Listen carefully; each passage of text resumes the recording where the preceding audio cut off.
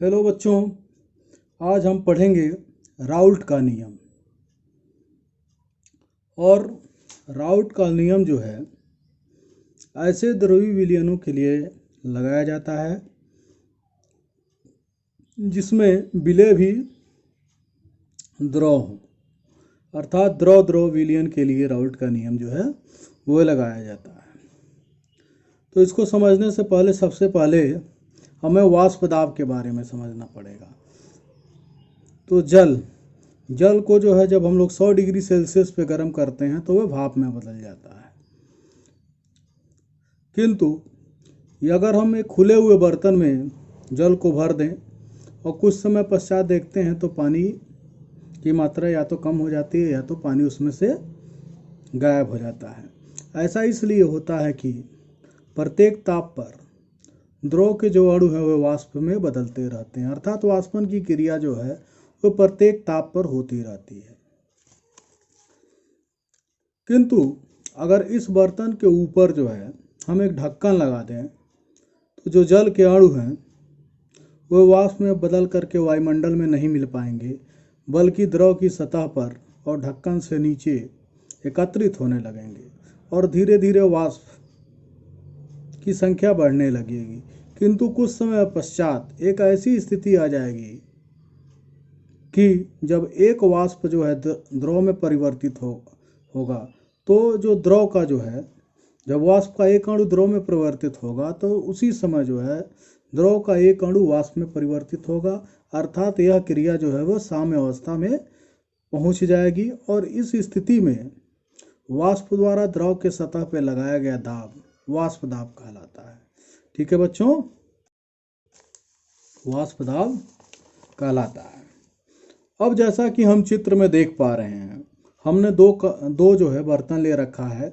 एक में शुद्ध द्रव एक भरा हुआ है और दूसरे बर्तन में जो है ढक्कन वाले बर्तन में शुद्ध द्रव जो है हमने 2 भरा हुआ है। मान लिया पहले शुद्ध द्रव का शुद्ध प्रवस्था में द्रव एक का वाष्प दाब जो है वह P1 0 है तथा दूसरे द्रव का शुद्ध प्रवस्था में या शुद्ध अवस्था में वाष्प दाब P2 0 है। ठीक है बच्चों, जब हम दोनों द्रवों को मिला करके एक विलयन बनाते हैं और उसे ढक्कनदार बर्तन में रख देते हैं तो विलयन का संपूर्ण वाष्प दाब दोनों द्रवों के कारण जो है बनेगा। मान लिया विलयन में पहले द्रव का वाष्प दाब P1 है तथा दूसरे द्रव का वाष्प दाब P2 है। अब जो हम P1 और P2 को आंशिक वाष्प दाब के नाम से बोलेंगे, क्योंकि विलयन में दोनों द्रव का कुछ न कुछ जो है अंश लग रहा है। दोनों द्रव, ठीक है, कोई एक द्रव पूर्ण दाब नहीं लगा रहा है, दोनों मिल के लगा रहे हैं। तो P1 जो है विलयन में पहले द्रव का आंशिक दाब है और P2 जो है दूसरे द्रव का विलयन में आंशिक दाब है। अब जो P1 जो होता है वह जो है P1 जो होता है वह x1 के अनुक्रमानुपाती होता है। x1 क्या है? x1 जो है पहले द्रव का जो है मूल अंश है और इसको हटाएंगे तो एक नियतांक लगाना पड़ेगा। यह नियतांक P1 0 होता है, अर्थात P1 बराबर हमारा प्राप्त हो गया P1 0 x1। इसी प्रकार P2 बराबर प्राप्त हो जाएगा P2 0 x2। ठीक है बच्चों, अब देखिए राउल्ट का नियम क्या कहता है। इस नियम से हम लोग यह कह सकते हैं कि किसी द्रवी विलयन द्रव में प्रत्येक द्रव का आंशिक दाब उस विलयन में ठीक है, किसी द्रवी विलयन द्रव में प्रत्येक द्रव का आंशिक दाब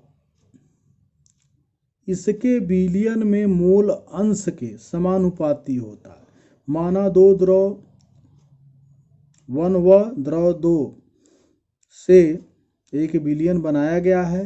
विलयन में द्रव 1 का आंशिक दाब P1 तथा द्रव 2 का आंशिक दाब P2 है। तब राउल्ट के नियम से कुल दाब PT बराबर P1 प्लस P2 हो जाएगा और P1 का मान ऊपर से भर लेंगे, P1 0 x1 plus P2 0 x2। x1 क्या है? पहले द्रव का मूल अंश है और x2 जो है दूसरे द्रव का मूल अंश है। ठीक है बच्चों,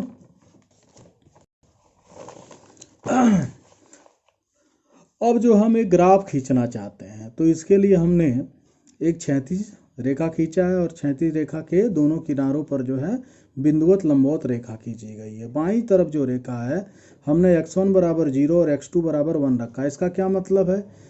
इसका मतलब ये है कि यहाँ पर केवल द्रव 2 है और केवल द्रव 2 होगा तो वह शुद्ध द्रव हो जाएगा और इस स्थिति में इसका जो वाष्प दाब होगा वह क्या हो जाएगा? P2 0 हो जाएगा, जिसको हम लोग बिंदुवत रेखा के ऊपर दिखाएं। ठीक इसी तरीके से दाईं तरफ हमने लिखा x1 बराबर 1 और x2 बराबर 0 और क्षैतिज रेखा के ऊपर बिंदुवत रेखा द्वारा हमने इसको प्रदर्शित किया है। जहाँ पर जो है अब देखिए x1 बराबर 1 है, x2 बराबर 0। इसका क्या मतलब है? यहाँ पे केवल द्रव 1 है और इस स्थिति में द्रव 1 का वाष्प दाब P1 0 होगा, जिसको हम लोग दाईं तरफ के बिंदुवत रेखा पर ऊपर की ओर दिखाए हैं। अब जो है P1 0 को जो है हम लोग बाईं तरफ के बिंदुवत रेखा के निम्न बिंदु से ले जाकर के मिला देते हैं और P2 0 को दाईं तरफ की जो हमारी बिंदुवत रेखा का नीचे वाला सिरा है उससे मिला देते हैं। अब हम P2 0 को जो है P1 0 से एक रेखा द्वारा मिला देते हैं। यह जो है विलयन के संपूर्ण दाब को बताएगा। ठीक है बच्चों, अब हम पढ़ने जा रहे हैं राउल्ट का नियम। फेयर में ऐसे लिखेंगे, ठीक है। दो या दो से अधिक द्रवों से मिलकर बने किसी मिश्रण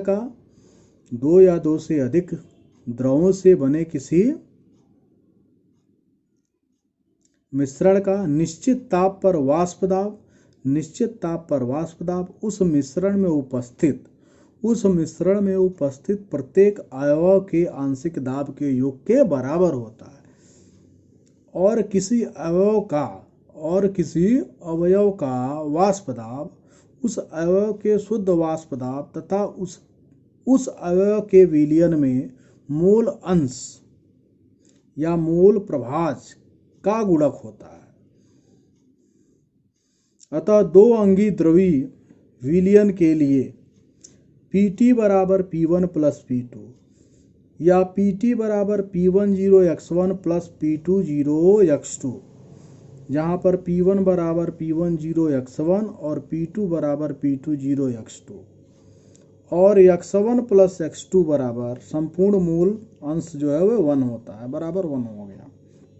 जहाँ पर P1 बराबर द्रवीय विलयन का संपूर्ण वाष्प दाब, जहाँ पर Pt बराबर द्रवीय विलयन का संपूर्ण वाष्प दाब और P1 बराबर विलयन के अंदर द्रव 1 का वाष्प दाब, P2 बराबर विलयन के अंदर द्रव 2 का वाष्प दाब, x1 पहले द्रव का मूल अंश है और x2 जो है दूसरे द्रव का विलयन में जो है वह मूल अंश है और P10 व P2 0 जो है पहले एवं दूसरे शुद्ध द्रव का वाष्प दाब है। ठीक है बच्चों, धन्यवाद।